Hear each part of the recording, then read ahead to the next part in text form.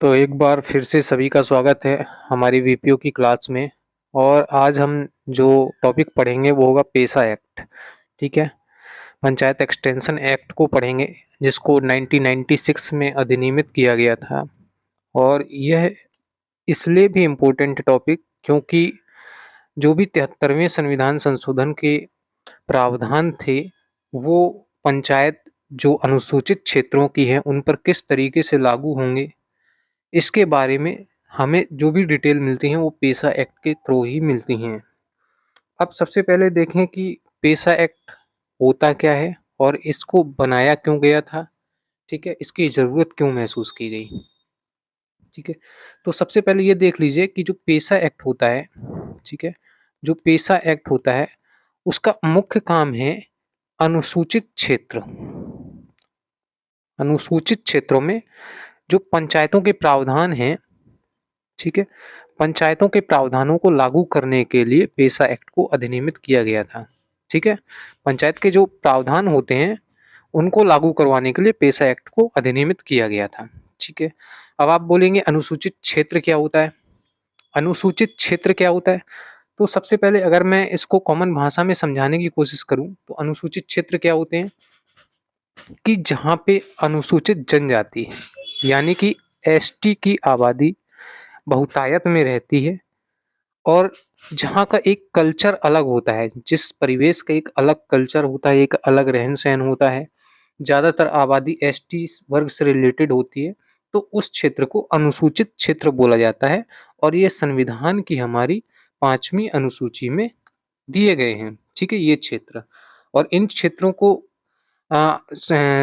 संविधान में अधिनियमित या इनको क्षेत्रों को अनुसूचित क्षेत्र घोषित करने का काम राष्ट्रपति के द्वारा किया जाता है। ठीक है, कौन सा क्षेत्र अनुसूचित क्षेत्र है या नहीं, ये सब काम किसके हैं, राष्ट्रपति के हैं। ठीक है, हालांकि राज्यपाल इसके लिए सिफारिश करता है कि इनको आप अनुसूचित क्षेत्र घोषित कर सकते हैं। ठीक है, अब देखें तो ये अनुसूचित क्षेत्र होते हैं, यहाँ पर जो है आदिवासी क्षेत्र प्राकृतिक संसाधनों और सांस्कृतिक परंपराओं से समृद्ध होते हैं। ठीक है, ये आदिवासी क्षेत्र है, यहाँ पे बहुत सारे नेचुरल रिसोर्सेज पाए जाते हैं, सांस्कृतिक परंपराएं होती हैं, यहाँ पे अपनी अलग परंपराएं होती हैं। ठीक है, और इसी कारण से आदिवासी क्षेत्रों की जो संस्कृति और प्राकृतिक संसाधनों को संरक्षित और सुरक्षित रखने के लिए संविधान की 5वीं और 6वीं अनुसूची है जो, उसमें विभिन्न प्रावधान भी किए गए हैं हमारे संविधान के अंतर्गत। 5th शेड्यूल, ठीक है, और 5th शेड्यूल और 6th शेड्यूल। 6th शेड्यूल की बात करें तो इसमें इनके लिए प्रावधान किए गए हैं जो अनुसूचित जनजाति वाले क्षेत्र हैं। अब बात करें पंचायत अधिनियम है, जिसे आगे पेशा कहा जाएगा। इसके प्रावधान है जो आदिवासियों के हाथों में न केवल जल, जंगल, जमीन का नियंत्रण रखने के लिए बल्कि उन्हें अपने तरीके से विभिन्न प्रकृति के विवादों को निपटाने का अधिकार देने के लिए एक महत्वपूर्ण कानून होता है ये। और जो पेशा कानून है ये किस पर आधारित होता है, ये पेशा कानून पूरा ग्राम सभा पर आधारित है। ठीक है, इसमें जो पेशा एक्ट का जो आधार है वो कौन है, ग्राम सभा है। यानी कि ग्राम सभा एक इम्पोर्टेंट रोल प्ले करता है यहाँ पर पेशा एक्ट में। अब अगर हम आगे बात करें इसी में तो देखेंगे कि पेशा एक्ट को कितने राज्यों में लागू किया गया है। अभी यहाँ पे जैसा लिखा है कि पेशा है जो वो 10 राज्यों, कौन कौन से हैं 10 राज्य, आंध्र प्रदेश, छत्तीसगढ़, गुजरात, हिमाचल प्रदेश, झारखंड, मध्य प्रदेश, ओडिशा, महाराष्ट्र, राजस्थान और तेलंगाना के जिलों को कवर करता है। ठीक है, तो ये 10 राज्य हैं। हालांकि ऐसा नहीं है कि ये सारे पूरे राज्य को कवर करता है, इसके कुछ जिले जिसमें अनुसूचित जनजाति की आबादी बहुत है, वहाँ पर नेचुरल रिसोर्सेज बहुत आयत में पाए जाते हैं, वहाँ की अपनी अलग परंपराएं हैं, अलग रीति रिवाज हैं, तो इसके जो भी जिले ऐसे होंगे उन जिलों को अनुसूचित क्षेत्र घोषित किया जाएगा और उन्हीं को पेशा एक्ट के अंतर्गत प्रशासित भी किया जाएगा। ऐसे ही छत्तीसगढ़ के कुछ जिले, गुजरात के कुछ जिले, हिमाचल के कुछ जिले, और जिलों के अंतर भी ऐसा होता है कि ऐसा नहीं कि पूरे जिले को ही घोषित कर दिया, हो सकता है कि उसका कुछ क्षेत्र, जैसे एक जिला है, मान लीजिए ये हिमाचल है, हिमाचल का ये एक जिला है और इसका इतने क्षेत्र में ही बहुतायत में अनुसूचित जनजाति की आबादी रहती है, एसटी आबादी रहती है, आदिवासी लोग रहते हैं। तो इसी क्षेत्र को ही अनुसूचित जनजाति का क्षेत्र घोषित किया जाएगा। अब इसके अंतर्गत जितनी ग्राम पंचायतें, ग्राम सभाएँ होंगी, वो सब पेसा एक्ट के अंतर्गत प्रशासित की जाएँगी, ठीक है? हिमाचल प्रदेश, झारखंड, मध्य प्रदेश, ओडिशा, महाराष्ट्र, राजस्थान और तेलंगाना। तो 10 राज्यों के जिलों को ये पेसा एक्ट कवर करता है। आगे बात करेंगे पेसा अधिनियम अस्तित्व में कैसे आया? ये भी इम्पोर्टेंट चीज़ है। तो यह अधिनियम अस्तित्व में कैसे आया, इसके लिए ये ज़रूरी है कि हम सबसे पहले संविधान के अनुच्छेद 244 एक और अनुच्छेद 244 सब क्लॉज 2 को समझ लें, ठीक है? अब हम देखते हैं यहाँ 244 एक क्या कहता है। भारतीय संविधान के अनुच्छेद 244 एक के मुताबिक 5वीं अनुसूची के उपबंध असम, मेघालय, त्रिपुरा और मिजोरम राज्यों से भिन्न किसी राज्य में अनुसूचित क्षेत्रों अनुसूचित जनजातियों के प्रशासन और नियंत्रण पर लागू होते हैं, ठीक है?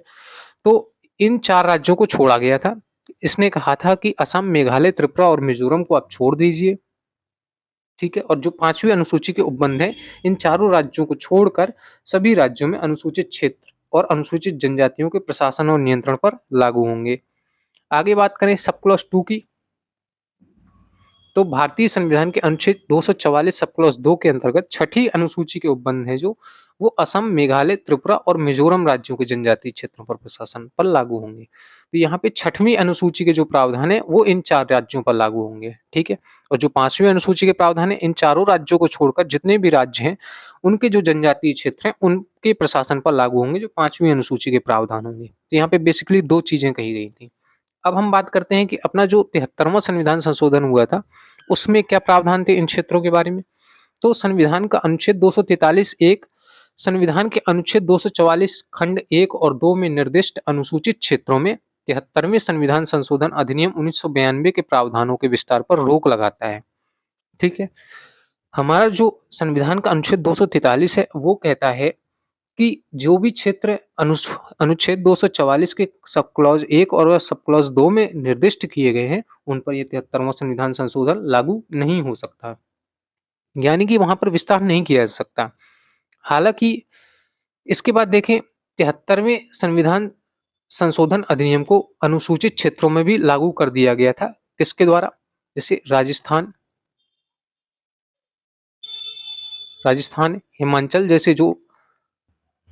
हिमाचल प्रदेश जैसे जो राज्य थे, इन्होंने क्या किया कि 73वें संविधान संशोधन के अधिनियम को अनुसूचित क्षेत्रों में भी लागू कर दिया गया था, ठीक है? इन राज्यों के द्वारा। अब यहाँ पे अगर हम अनुच्छेद 243 एम 4 बी, ठीक है, इसको अगर पढ़ेंगे तो ये क्या कहता है? कहता है कि यदि आपको जो 73वां संविधान संशोधन अधिनियम है, इसको अनुसूचित क्षेत्रों में लागू करना है, तो कुछ शर्तों के अधीन अधिनियम के प्रावधानों का विस्तार करने के लिए संसद को कानून बनाने का अधिकार है, ठीक है? किसको अधिकार है? संसद को कानून बनाने का अधिकार है यदि आपको 73वें संविधान संशोधन के प्रावधान अनुसूचित क्षेत्रों पर लागू करने हैं। और ये कौन सा आर्टिकल बोलता है? 243 M clause 4 sub clause B. आगे बात करेंगे,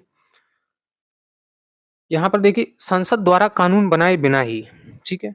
अभी यहाँ पे था कि जब तक संसद कानून नहीं बनाएगा तब तक पंचायतों को जो है जो पेसा एक्ट बना है उसके बिना आप किसी भी अनुसूचित क्षेत्र में 73वें संविधान संशोधन के अधिनियमों को प्रावधानित नहीं कर सकते थे। लेकिन यहाँ पर क्या हुआ कि कुछ राज्य जैसे आंध्र प्रदेश, हिमाचल प्रदेश और राजस्थान, इन्होंने संसद द्वारा कानून बनाया नहीं और तुरंत 73वें संविधान संशोधन अधिनियम को अनुसूचित क्षेत्रों में भी लागू कर दिया और यह राज्यों की ओर से एक असंवैधानिक कदम था, ठीक है? ये क्या था कि ये एक असंवैधानिक कदम था और आदिवासी नेताओं ने क्या हुआ कि इसे आदिवासी लोगों की स्वायत्तता के खिलाफ राज्य द्वारा उठाया गया एक गलत कदम माना था, क्योंकि आदिवासी लोग जो होते हैं वो अपनी परंपराओं, रीति रिवाजों के प्रति मतलब थोड़ा सा कॉम्प्लिकेटेड होते हैं और सोचते हैं कि हमारा जो जीवन है, हमारी जो लाइफ स्टाइल है उसमें कोई इंटरफेयर ना करे। तो जब ये काम किया गया राजस्थान और आंध्र प्रदेश के द्वारा कि संसद ने कोई कानून नहीं बनाया और फिर आपने 73वें संविधान संशोधन को अधिनियम को भी लागू कर दिया उन क्षेत्रों में, तो आदिवासी लोगों ने इसे अपनी स्वायत्तता के खिलाफ एक कदम मान लिया। ठीक है। फिर इस मामले में क्या हुआ कि इस मामले को आदिवासियों और कुछ कार्यकर्ताओं द्वारा आंध्र प्रदेश उच्च न्यायालय में भी उठाया गया था और फिर उच्च न्यायालय ने राज्य के अधिनियम को संविधान के विरुद्ध बता दिया कि भाई जब संसद ने कोई कानून नहीं बनाया तो आपने डायरेक्ट कैसे लागू कर दिया। ठीक है, तो ये असंवैधानिक कदम बताया गया था उच्च न्यायालय के द्वारा। अब आगे क्या हुआ फिर कि आदिवासियों द्वारा आंदोलन और आंध्र प्रदेश उच्च न्यायालय के न्यायिक फैसले को देखते हुए संसद में कानून बनाकर संविधान के भाग 9 के प्रावधानों को अनुसूचित क्षेत्रों तक विस्तारित करने की आवश्यकता महसूस की गई। आगे बात करेंगे इसके परिणाम स्वरूप फिर कौन सी समिति की गठन गठन हुआ, दिलीप सिंह भूरिया समिति का गठन किया गया। दिलीप सिंह भूरिया की अध्यक्षता में एक उच्च स्तरीय समिति का गठन किया गया जिसका उद्देश्य यह सिफारिश करना था कि अनुसूचित क्षेत्रों को 73वें संशोधन अधिनियम के प्रावधानों के तहत कैसे कवर किया जा सकता है। आगे बात करें तो इस समिति की सिफारिशों के मद्देनजर संसद में एक विधेयक पेश किया गया और 19 दिसंबर 1996 को इस विधेयक को पारित किया गया, जिसे बाद में 24 दिसंबर 1996 को राष्ट्रपति की मंजूरी मिलने के बाद संविधान के अनुच्छेद 244 के खंड 2 के तहत उल्लिखित अनुसूचित क्षेत्रों में 73वें संविधान संशोधन अधिनियम को विस्तारित कर दिया गया। ठीक है, आगे बात करेंगे फिर जब ये अधिनियमित हो गया पेशा एक्ट, फिर उसके बाद राज्यों के लिए 1 वर्ष के भीतर पेशा के अनुरूप अपने मौजूदा पंचायत अधिनियमों में संशोधन करना अनिवार्य हो गया। जहाँ-जहाँ भी ऐसे अनुसूचित क्षेत्र थे, उन राज्यों को अपने पंचायत जो अधिनियम थे, उनमें संशोधन करना था। ठीक है? आगे बात करेंगे, अगर पेशा अधिनियम के अंतर्गत देखेंगे हम, तो पूर्णतः कवर किए गए जिलों की संख्या कितनी है? 46 पूरे इंडिया में 46 जिले ऐसे हैं जो पूर्ण रूप से कवर किए गए हैं पेशा अधिनियम के अंतर्गत और आंशिक रूप से जो कवर किए गए जिले हैं उनकी संख्या है 62, यानी 62 जिले हैं जो आंशिक रूप से कवर किए गए हैं पेशा अधिनियम के अंतर्गत। आगे बात करेंगे कि पेशा ने संविधान के भाग 9 के पंचायतों से संबंधित प्रावधानों को धारा 4 में दिए गए अपवादों और संशोधनों के अधीन विस्तारित किया। अब पेशा एक्ट की धारा 4 में कुछ अपवाद और संशोधन दिए गए हैं और इन अपवाद और संशोधनों को ध्यान में रखते हुए ही भाग 9 के जो भी पंचायत से संबंधित प्रावधान है वो अनुसूचित क्षेत्रों में लागू किए जाएंगे। देख लेते हैं कौन कौन से प्रावधान अपवाद थे धारा 4 के अंतर्गत। तो ये अपवाद हैं कि संविधान के भाग 9 में किसी बात के होते हुए भी किसी राज्य का विधानमंडल उस भाग के अधीन कोई ऐसा कानून नहीं बनाएगा जो संविधान के अनुच्छेद 13 के असंगत हो। ठीक है, तो संविधान का अनुच्छेद 13 है जो उससे असंगत नहीं होना चाहिए। कोई भी आप कानून बनाएं, चाहे वो भाग 9 के अंतर्गत ही कोई भी राज्य क्यों ना बना रहा हो, पर वो संविधान के अनुच्छेद 13 को क्रॉस नहीं करना चाहिए। ठीक है, आगे बात करेंगे पंचायतों पर राज्य कानून, प्रथागत कानून, सामाजिक और धार्मिक प्रथाओं तथा सामुदायिक संसाधनों के पारंपरिक प्रबंधन प्रथाओं के अनुरूप होगा। तो पंचायतों पर जो भी राज्य कानून बनाएगा वो उस क्षेत्र के जो प्रथाएं हैं उनको ध्यान में रखते हुए, सामाजिक और धार्मिक प्रथाओं को ध्यान में रखते हुए तथा सामुदायिक संसाधनों का जो उनका पारंपरिक प्रबंधन मैनेजमेंट सिस्टम होता है, जिस तरीके से वो अपने संसाधनों को मैनेज करते हैं, तो उसके खिलाफ आप कोई कानून नहीं बनाएंगे। ठीक है, यानी कि उनसे मिलता जुलता ही कानून होना चाहिए। ऐसा नहीं कि कोई भी आप ऐसा कानून बना दे रहे हैं जिससे उनकी सामाजिक और धार्मिक प्रथाओं का उल्लंघन हो रहा है। आगे बात करेंगे कि गांव में सामान्यतः एक बस्ती या बस्तियों का समूह या एक पुरवा या पुरवों का समूह शामिल होगा। अब गांव की परिभाषा यहाँ बताई गई कि गांव में एक बस्ती भी हो सकती है या फिर बस्तियों का समूह भी हो सकता है या फिर एक छोटा सा पुरवा या पुरवों का समूह भी हो सकता है। पुरवा मतलब वार्ड, वार्ड या वार्डों का समूह शामिल होगा जिसमें एक समुदाय शामिल होगा और जो परंपराओं और रीति रिवाजों के अनुसार अपने मामलों का प्रबंधन करेगा। ठीक है,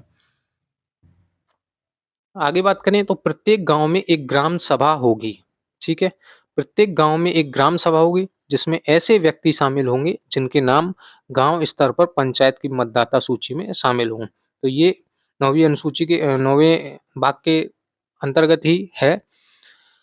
आगे देखेंगे प्रत्येक ग्राम सभा लोगों की परंपराओं और रीति रिवाजों उनकी सांस्कृतिक पहचान, सामुदायिक संसाधनों और विवाद समाधान के रूढ़िगत तरीकों को सुरक्षित रखने और संरक्षित करने के लिए सक्षम होंगी। ठीक है? यानी कि ग्राम सभा अपने खुद के मामले खुद के द्वारा सुलझाएगी। इसका कहने का मतलब ये है, जिस तरीके से वो पारंपरिक तरीकों से अपने विवाद सुलझाते रहे हैं, रूढ़िगत तरीकों से जो भी सामुदायिक संसाधनों का मैनेजमेंट किया जाता रहा है, तो उन तरीकों को बदलने की कोई कोशिश नहीं की जाएगी और उन तरीकों को संरक्षित किया जाएगा। आगे बात करेंगे हम आदिवासियों के लिए पेशा के अंतर्गत आरक्षण व्यवस्था। अब आरक्षण किस तरीके से दिया जाता है? ठीक है, पंचायत एक्सटेंशन एक्ट के अंतर्गत। तो पेशा में प्रावधान है कि जो अनुसूचित जनजातियों के लिए आरक्षण कुल सीटों की संख्या से आधे से कम नहीं होगा। जितनी भी सीटें हैं, मान लीजिए 100 या 50 सीटें, मान लीजिए 50 सीटें हैं किसी क्षेत्र में, तो 50 में से 25 सीटें तो केवल एसटी आबादी के लिए ही होंगी। ठीक है, मान लीजिए कोई क्षेत्र है जो अनुसूचित क्षेत्र है ये पूरा, ठीक है, मतलब इसका सीधा सा मतलब है कि यहाँ पे एसटी की आबादी बहुतायत में होगी, इसलिए अनुसूचित क्षेत्र घोषित किया गया। लेकिन कुछ जनसंख्या तो नॉर्मल भी होगी। ठीक है, मान लीजिए 1 लाख जनसंख्या है, तो यहाँ पे हो सकता है कि 60 से 70 हजार एसटी आबादी हो। ठीक है, और बाकी 30-40 हजार नॉर्मल आबादी हो। ठीक है, तो क्या होगा कि जब भी आरक्षण का प्रावधान किया जाएगा तो उसमें 50% सीटें किसके लिए आरक्षित होंगी? केवल एसटी आबादी के लिए आरक्षित होंगी, यानी अनुसूचित जनजातियों के लिए, और बाकी सीटों पर ये नॉर्मल लोग चुनाव लड़ सकते हैं। आगे बात करेंगे कि अधिनियम में आगे प्रावधान है कि सभी स्तरों पर पंचायतों के लिए अध्यक्षों की सभी सीटें अनुसूचित जनजातियों के लिए आरक्षित होंगी। चाहे वो ग्राम सभा का प्रधान हो, या मध्यवर्ती स्तर पर जो पंचायत होगी, या फिर सबसे ऊपरी स्तर पर जो पंचायत होगी, उसका जो भी अध्यक्ष होगा वो केवल अनुसूचित जनजाति का होगा, यानी कि एसटी आबादी का ही प्रधान हो सकता है। ठीक है, और यदि मध्यवर्ती और जिला स्तर पर ऐसा प्रधान नहीं चुना जा सकता है, या ऐसे सदस्य नहीं पहुंचाए जा सकते हैं, तो वहां पे राज्य सरकार ऐसे अनुसूचित जनजातियों से संबंधित व्यक्तियों को नामित कर सकती है, जिनका मध्यवर्ती स्तर की पंचायत या जिला स्तर की पंचायत में कोई प्रतिनिधित्व तो नहीं है। राज्य सरकार ऐसे लोगों को नामित करेगी। अगर नामित करने के मामले में देखें, तो यह उस पंचायत में चुने जाने वाले कुल सदस्यों के 10वें हिस्से से अधिक नहीं होगा। ठीक है, मध्यवर्ती स्तर पर जैसे कुछ सदस्य नामित करने हैं राज्य सरकार को, तो वो जितने भी मध्यवर्ती स्तर पर सदस्य होते हैं, उसका 1/10 ही नामित कर सकती है, इससे ज्यादा नहीं, राज्य सरकार। आगे बात करेंगे कि प्रत्येक पंचायत में अनुसूचित क्षेत्रों में सीटों का आरक्षण उस पंचायत में समुदायों की जनसंख्या के अनुपात में होगा। जो भी सीटों का आरक्षण किया जाएगा राज्य के द्वारा, जैसे ये क्षेत्र है, ठीक है, अनुसूचित क्षेत्र है, यहाँ पे कई सारे समुदाय रह रहे होंगे अलग अलग प्रकार के, तो इन सबका जो आरक्षण होगा वो समुदाय की जनसंख्या के अनुपात में होगा। मान लीजिए एक समुदाय ये है, एक समुदाय ये है, इसकी जनसंख्या 40, इसकी 50, तो 4:5 आया।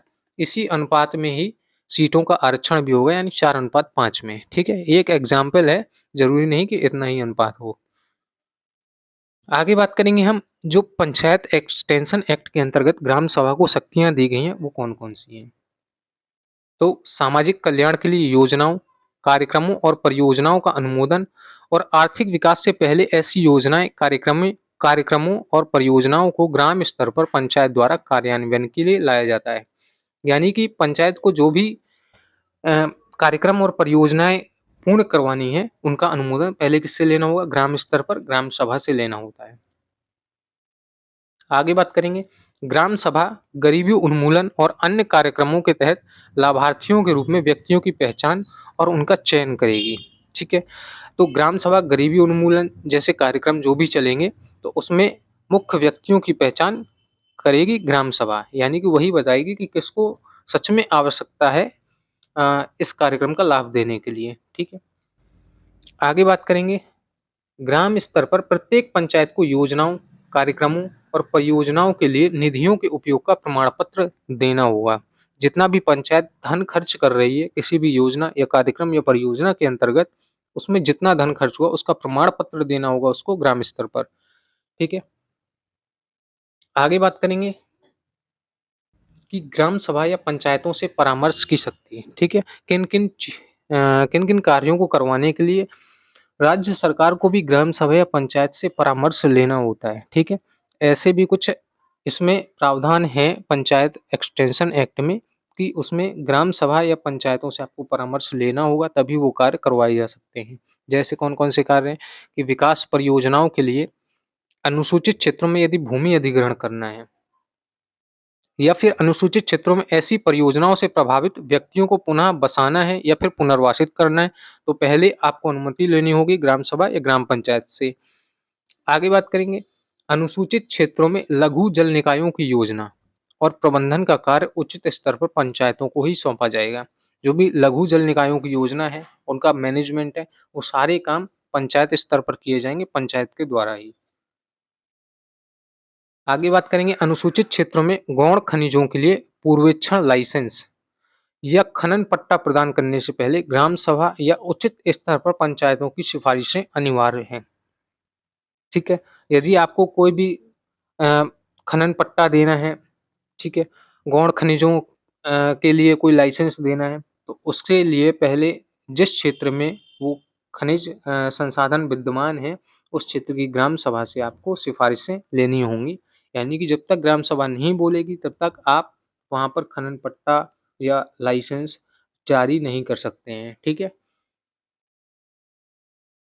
आगे बात करेंगे कि पंचायतों और ग्राम सभा के अधिकार क्या हैं इस एक्ट के अंतर्गत। तो पेशा में प्रावधान है कि पंचायतों को स्वायत्त शासन की संस्था के रूप में कार्य करने के लिए राज्य विधानमंडल यह सुनिश्चित करेगा कि उचित स्तर पर पंचायतें और ग्राम सभा निम्नलिखित से संपन्न हों। कौन-कौन से प्रावधान हैं कि किसी मादक पदार्थ की बिक्री और खपत पर प्रतिषेध लागू करने का काम ग्राम सभा या ग्राम पंचायत को दिया गया है। उसे विनियमित करने का काम रेगुलेट करेगी, उसे मैनेज करेगी। ये सारी शक्तियाँ हमें ग्राम सभा के पास हैं, ठीक है। लघु वन उपज का स्वामित्व, जो भी वन उत्पाद होते हैं, जो भी वन से अ, उपज होती है, उसका स्वामित्व किसके पास रहेगा? ग्राम सभा के पास रहेगा। आगे बात करें तो अनुसूचित क्षेत्रों में भूमि के हस्तांतरण को रोकने और अनुसूचित जनजातियों को भूमि सौंपने की शक्ति भी ग्राम सभा या ग्राम पंचायत के पास ही है, ठीक है। यानी कि आप किसी को भूमि का हस्तांतरण नहीं कर सकते हैं। यदि अनुसूचित क्षेत्र की भूमि है, तो किसी को भूमि का हस्तांतरण नहीं किया जा सकता, बेची नहीं जा सकती है कोई भी भूमि, ठीक है। आगे देखेंगे, गांव के बाजारों को किसी भी नाम से प्रबंधित करने की शक्ति। यदि किसी अनुसूचित क्षेत्र का कोई बाजार है, तो उसको ग्राम पंचायत या ग्राम सभा के द्वारा ही कोई भी नाम देकर उसको मैनेज किया जाएगा। सभी सामाजिक क्षेत्रों में संस्थाओं और पदाधिकारियों पर नियंत्रण रखने की शक्ति भी पंचायत के पास होती है। जो भी सामाजिक क्षेत्रों में संस्थाएं और पदाधिकारी काम करेंगे, उस पर पूरा नियंत्रण होगा ग्राम सभा और ग्राम पंचायत का। आगे बात करेंगे, जनजातीय उपयोजनाओं सहित स्थानीय योजनाओं और ऐसी योजनाओं के लिए संसाधनों पर नियंत्रण की शक्ति भी ग्राम पंचायत या ग्राम सभा के पास ही होती है। आगे बात करेंगे कि इस प्रकार पेशा ने आदिवासियों को प्राकृतिक संसाधनों पर नियंत्रण और अधिकार रखने तथा ग्राम सभा के माध्यम से भागीदारी पूर्ण तरीके से अपनी पहचान और संस्कृति को संरक्षित रखने के लिए एक महत्वपूर्ण विधायी ढांचा प्रदान किया है, ठीक है। तो ये था हमारा पंचायत एक्सटेंशन एक्ट, जिसे पेशा एक्ट बोलते हैं। इसकी पूरी जो कहानी थी वो यहाँ पर समझा दी गई है और मुझे लगता है कि आप लोगों को समझ में भी आ गई होगी, और जो भी टर्म आपको समझ में नहीं आए हैं, तो एक बार दोबारा से वीडियो को देख सकते हैं, ठीक है। जो भी चीज़ें समझ में नहीं आ रही हैं, आप कमेंट में भी पूछ सकते हैं मुझसे इसके बारे में। बाकी हम मिलते हैं अगली क्लास में, और तब तक के लिए ध्यान रखिए अपना, पढ़ते रहिए, खुश रहिए। धन्यवाद।